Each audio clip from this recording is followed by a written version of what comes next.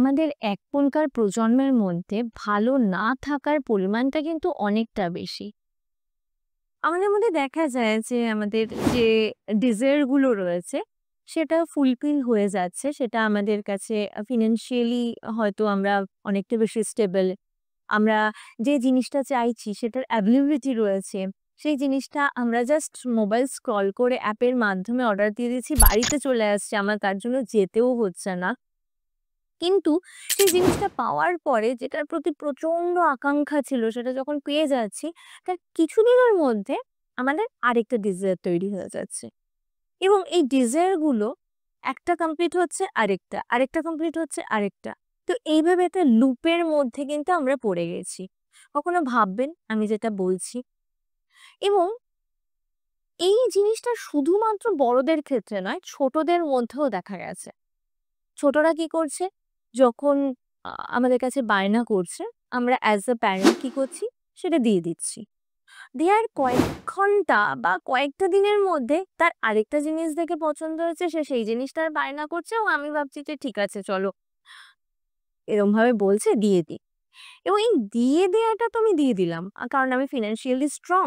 আ just তো আমার যেতেও হচ্ছে না, টাইমও নষ্ট হচ্ছে না। অর্ডার করে দিচ্ছি। ছোট, ছোট জিনিস চাইছে। আমি এটা ভাবছি না আজকে আমার বাচ্চা যে ছোট, ছোট জিনিস চাইছে, সে যখন বড় হবে তার এই চাওয়াটা আস্তে, আস্তে বাড়বে বা একটু বড়, বড় জিনিসের দিকে যাবে।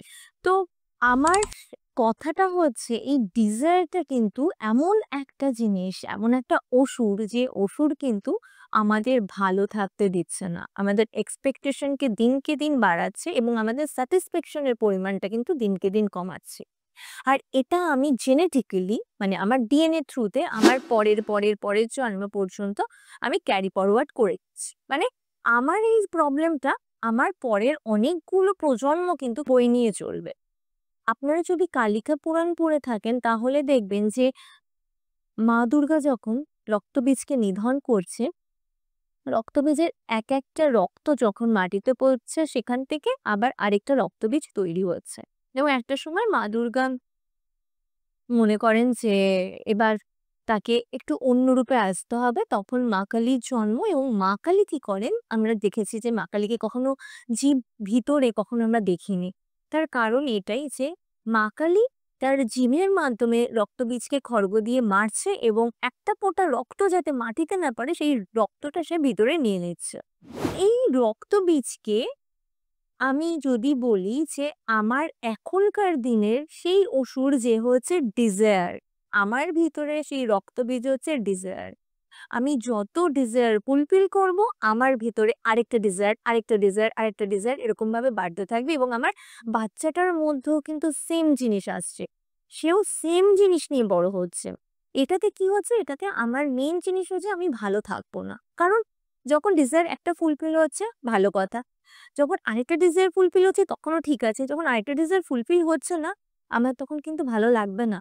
আমার তখন ইরিটেশন হবে, ফ্রাস্ট্রেশন হবে এবং কখনো, কখনো তার থেকেও অনেক বেশি অসুবিধা তৈরি হতে পারে। আমার কাছে এমন ক্লায়েন্ট রয়েছে, এমন পেশেন্ট রয়েছে যে তার সন্তানের থেকে কিন্তু এই ধরনের প্রবলেম ফেস করছে এবং আমার কাছে এসেছে এবং মেডিকেশন নিচ্ছে। তো কাউন্সেলিং এর মধ্যে সে রয়েছে। এই জায়গাটা কিন্তু আমরা নিজেরা তৈরি করছি। আমরা নিজেরাই তাদের দেখিয়ে দিচ্ছি যে কিভাবে ডিজায়ার তৈরি করতে হয়, ফুলফিল করতে হয় এবং আরেকটা ডিজায়ারের দিকে যেতে হয়। তো আপনারা যদি একটুও ভাবেন তাহলে দেখতে পারবেন যে এই ডিজায়ারকে কি করাটা আপনার জন্য কতটা ইম্পর্টেন্ট এবং আপনার বেবির জন্য কতটা ইম্পর্টেন্ট। ডিজায়ারকে লিমিট করুন, যেটা আপনার মনে হচ্ছে দরকার সেইটুকুর বাইরে গিয়ে কোনো ডিজায়ারকে আপনার ভিতরে জন্ম দেবেন না বা জন্মালেও সেটাকে মেরে ফেলুন সেই মা কালীর খড়গের মতন। দেখবেন আপনি ভালো থাকছেন। কারণ সত্যি কথাই আমরা এখন যে সময়ের মধ্যে দিয়ে যাচ্ছি সেখানে আমাদের ভালো না থাকা, ডিসস্যাটিসফ্যাকশন, রিলেশনশিপে প্রবলেম, ফিন্যান্সিয়ালি প্রবলেম, হেলথ নিয়ে প্রবলেম, চারপাশে শুধু প্রবলেম আপনি ফেস করবেন।